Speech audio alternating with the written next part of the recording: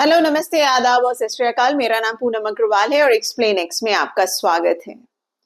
जैसा कि आप सब जानते हैं कि बीएलओ यानी कि बूथ लेवल ऑफिसर्स की मौत के ऊपर काफी खबरें चली और पिछले कुछ दिनों से इस पर काफी चर्चा भी हो रही है, न्यूज आर्टिकल्स भी आ रहे हैं और कुछ पॉलिटिकल पार्टीज इलेक्शन कमीशन से मिलकर भी आए हैं ये रिक्वेस्ट लेते हुए कि बीएलओस पे प्रेशर ना बनाया जाए एसआईआर कंडक्ट करने के लिए।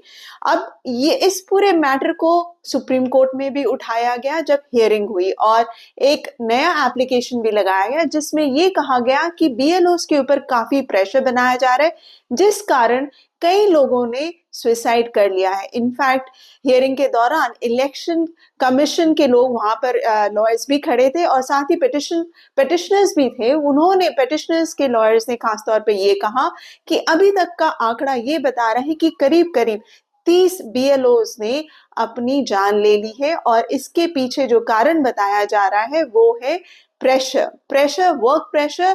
खासतौर पे जो प्रेशर इन पर बनाया जा रहा है कि enumeration forms door to door जाकर यानी कि घरों में जाकर भरने का प्रेशर।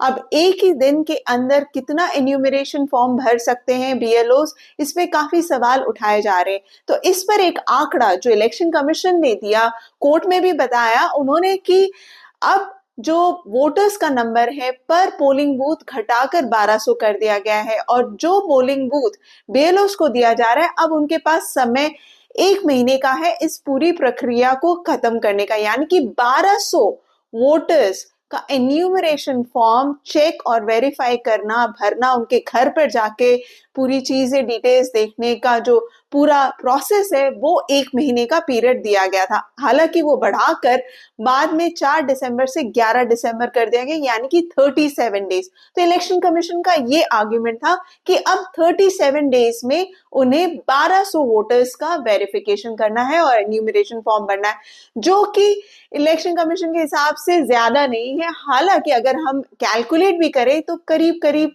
30 से 40 एन्यूमरेशन फॉर्म उन्हें भरने हैं इस पीरियड में, यानी कि एक दिन में 30 से 40 फॉर्म के आसपास एक दिन के अंदर उन्हें भरने पड़ सकते हैं और वो भी डोर टू डोर कैंपेन कर कर। अब कई लोगों के पास इतनी फिजिकल कैपेसिटी भी नहीं हो सकती कि वो जाए और एक एक घर में ये फॉर्म भरे। दूसरा जो प्रॉब्लम इन्हें फेस करना पड़ सकता है कि घर में जाकर वो जो डिजिटाइज करना होता है उन्हें फॉर्म्स को, उसके ऊपर भी कहा गया है कि उनको प्रॉपर ट्रेनिंग नहीं दी गई है।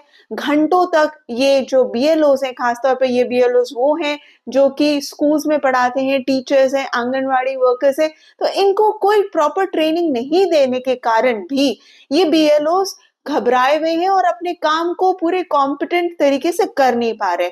लेकिन अब हम आते हैं सुप्रीम कोर्ट पे। तो सुप्रीम कोर्ट का क्या कहना था? सुप्रीम कोर्ट में ये मैटर सीजेआई के सामने था और उस पर सुप्रीम कोर्ट का ये कहना है कि अगर किसी तरह की समस्या आ रही है बीएलओस को लेकर तब ये स्टेट की जिम्मेदारी है कि वो कॉम्पिटेंट बीएलओस प्रोवाइड करे इलेक्शन कमीशन को, क्योंकि ये जो पूरा प्रोसेस है, जो एसआईआर का एक्सरसाइज है, वो किसी भी तरह से हैम्पर नहीं किया जा सकता, यानी उस पर किसी तरह के रुकावट नहीं आ सकती। तो सुप्रीम कोर्ट ने सीधा सीधा ये कहा कि अगर बीएलओ से ये काम नहीं हो पा रहा, किसी भी कारण से कोई बीएलओ किसी तरह का कंप्लेन कर रहा है या उसे किसी तरह की मजबूरी है या कोई पर्सनल प्रॉब्लम है, तो उस बीएलओ को रिप्लेस करने की जिम्मेदारी स्टेट की है और जरूरत पड़े तो स्टेट को और बीएलओस उन्हें इलेक्शन कमीशन को मुहैया कराना चाहिए।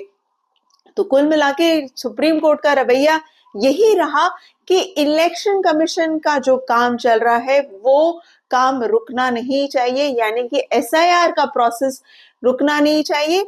इनफैक्ट बीएलओस के ऊपर काम की जिम्मेदारी जो भी प्रोसेस, जो जिम्मेदारी उन्हें दी जा रही है स्टेट की तरफ से या इलेक्शन कमीशन की तरफ से, वो काम उन्हें खत्म करना है और अगर नहीं खत्म कर पा रहे हैं या किसी तरह का डिस्ट्रेस है तो स्टेट को उस पर ध्यान देना चाहिए। तो इस पूरे मैटर पर ऑफ कोर्स पिटिशनर्स की तरफ से जो लॉयर्स अपीयर कर रहे थे, खासतौर पे कपिल सिब्बल, उन्होंने कहा कि आखिर एसआईआर का प्रोसेस कुछ ही महीनों में खत्म करने की जल्दबाजी क्यों है? इलेक्शन कमीशन इतना प्रेशर क्यों बना रहा है बीएलओस के ऊपर कि ये पूरा प्रोसेस वो जल्दी से खत्म करें? उन्होंने ये भी कहा कि उत्तर प्रदेश में जहां पर कई बीएलओस ने अपनी जान ले ली है, वहां पर इलेक्शन 2027 में है।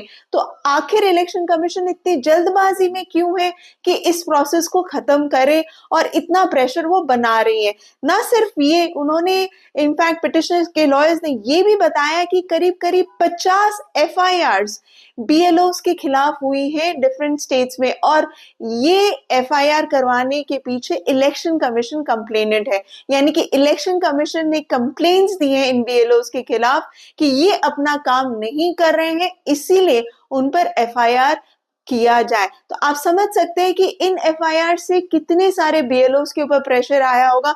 जिन पर एफआईआर हुई है वो तो ऑब्वियस सी बात है परेशानी में होंगे ही होंगे, साथ ही और जो बीएलओस हैं उन पर कितना प्रेशर बन गया होगा इस घबराहट से कि अगर उन्होंने अपना काम पूरा नहीं किया तो उन पर भी एफआईआर हो जाएगा और वो पूरा लीगल प्रोसेस में फिर फंस जाएंगे। अब मैं थोड़ा सा आपको अगर बताऊं कि ये 50 एफआईआर खासतौर पे किन सेक्शंस के अंडर रजिस्टर किया गया है, तो ये है section 32 of the representation of the people act of 1950 for the breach of official duty in connection with the preparation etcetera of electoral roll.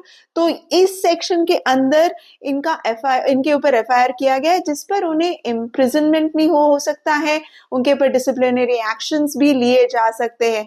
तो आप समझे कि कुल मिलाकर कितना प्रेशर भी बनाया गया है बीएलओस के ऊपर, और इस पर सुप्रीम कोर्ट का कहना पूरी जिम्मेदारी स्टेट के ऊपर डाल देना कि अब स्टेट की जिम्मेदारी है कि वो ध्यान दें कि किस तरह से ये पूरा एक्सरसाइज कंप्लीट होता है। अगर बीएलओ से नहीं हो रहा, कोई भी बीएलओ किसी तरह की कंप्लेंट कर रही, तो वो स्टेट के ऊपर आएगा कि वो स्टेट और किसी वर्कर को या और किसी गवर्नमेंट एम्प्लॉय को इलेक्शन कमीशन को दे।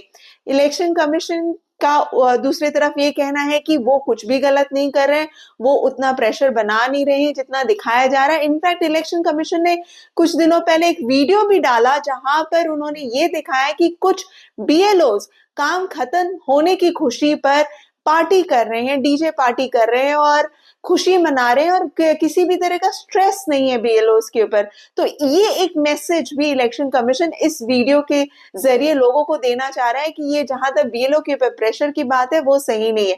लेकिन अब जब मैटर सुप्रीम कोर्ट में चला गया है तो ऑब्वियस ही बात है सुप्रीम कोर्ट से ये उम्मीद थी कि क्या इलेक्शन कमीशन को भी वो कहेंगे कि किसी तरह से कुछ प्रेशर कम कर दिया जाए बीएलओस के ऊपर, या टाइम पीरियड बढ़ा दिया जाए ताकि बीएलओस के ऊपर ये प्रेशर ना आए कि जल्दबाजी में वो काम खत्म करे। लेकिन ऐसा नहीं था। सुप्रीम कोर्ट ने सीधा कहा कि अब स्टेट की जिम्मेदारी है कि वो बीएलओस प्रोवाइड करें।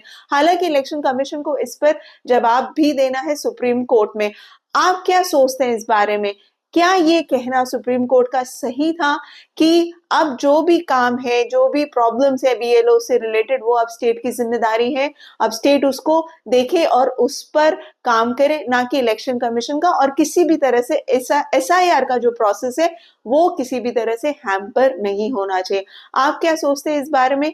प्लीज कमेंट सेक्शन में जरूर लिखिएगा, and please do like, share and subscribe to my channel, and please support independent journalism. Thank you so much for watching this video.